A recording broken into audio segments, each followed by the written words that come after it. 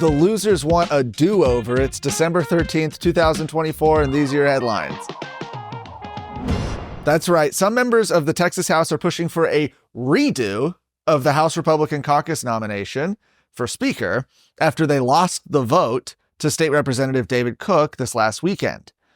Of course, after current House Speaker Dade Phelan dropped out of the race, David Cook beat State Representative Dustin Burrows during the caucus meeting that was held on Saturday. Well, after that vote, all Republican members were expected to pledge their support to the nominee ahead of the official vote that takes place in January. Well, that's not quite what happened. Minutes later, Burrows announced he was still running, with support from a large swath of Democrats and a minority of Republicans. Now, the Republican Party of Texas has said it will censure and remove, potentially from the primary ballot, any Republican House member who doesn't support the Republican candidate for Speaker, David Cook. Cook, by the way, has pledged to end Democrat chairmanships and to prioritize Republican initiatives, something that, unfortunately, a small number of Republicans in the legislature seem to not want to do. And Governor Greg Abbott, Lieutenant Governor Dan Patrick, Attorney General Ken Paxton, Donald Trump Jr., many other voices have all come in to say they support backing the Republican Speaker nominee. And with Burrows' supporter count dwindling over the past week, some Republicans who are opposed to reform and eager to maintain Democrat influence are attempting a do-over of the caucus vote with yet another candidate. Who would that be? Well, the names most often mentioned as potential replacement candidates for Burrows are State Representatives Ryan Guillen, Greg Bonin, and Todd Hunter. According to Capitol sources, all three members are refusing to support the Republican nominee for Speaker and are seeking Democrat backing for their potential bids. And while opponents of reform in the House are floating this idea of another caucus vote, the chairman of the House Republican Caucus, Representative Tom Oliverson, says there's no such provision in the rules to do that. In fact, he wrote that any Republican who wishes to follow our party platform, our caucus bylaws, and the will of seemingly the entire Republican electorate needs to stop the coup and help David be the Speaker we all need him to be. The official Speaker vote will take place on the first day of session, January 14th. Attorney General Ken Paxton has sued several large chemical manufacturers for skewing safety regulations and advertisements of popular brand name products like Teflon and Scotchgard.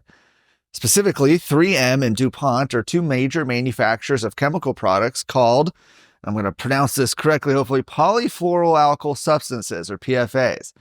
PFAs have been dubbed as forever chemicals because they're toxins that gradually build up in organisms over time, a process known as bioaccumulation.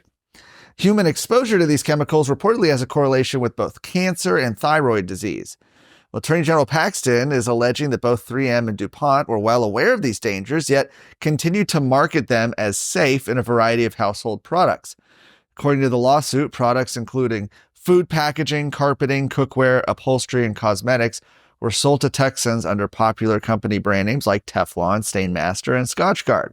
Paxton says that these companies knew for decades that PFA chemicals could cause serious harm to human health, yet continued to advertise them as safe for household use around families and children.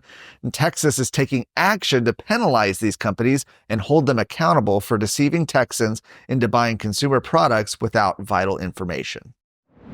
Hey folks, Chris Salcedo here. I've got something special for you, the Salcedo Storm podcast. As your friendly, liberty-loving Latino, I bring you a mix of engaging discussions to help us fight for our state and our conservative values. It's the perfect way to stay informed and engaged in what's happening around you. So, what are you waiting for? Don't miss out on the storm of information and entertainment coming your way. The Salcedo Storm podcast, available wherever you get your podcasts. Two Republican congressmen are demanding answers from Texas Children's Hospital about its gender mutilation programs for minors.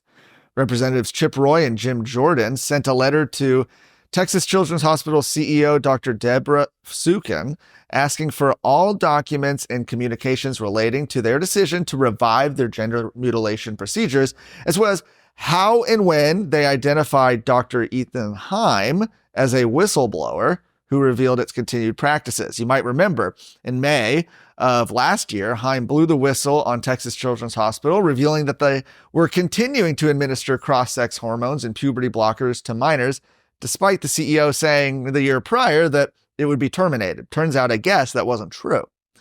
Federal agents visited Heim in June of 2023, and Assistant U.S. Attorney Tina Ansari threatened him with prosecution. He was indicted this summer, and the Biden administration has subsequently unsealed the 4-count indictment, alleging that he used the hospital's electronic system without authorization to obtain personal information, including patient names, treatment codes, and the identities of attending physicians, something that he denies. In June, Attorney General Ken Paxton opened an investigation into the hospital for Medicare fraud after another whistleblower, this is the second whistleblower, they came forward to claim that an alarming number of transgender teenage patients were under the care of 2 doctors, Roberts and Paul, who had allegedly been billing the state Medicaid program. Heim currently faces a 4-count indictment. Maximum penalties include up to 10 years in federal prison and fines of up to $250,000. For more of today's stories, go to TexasScorecard.com.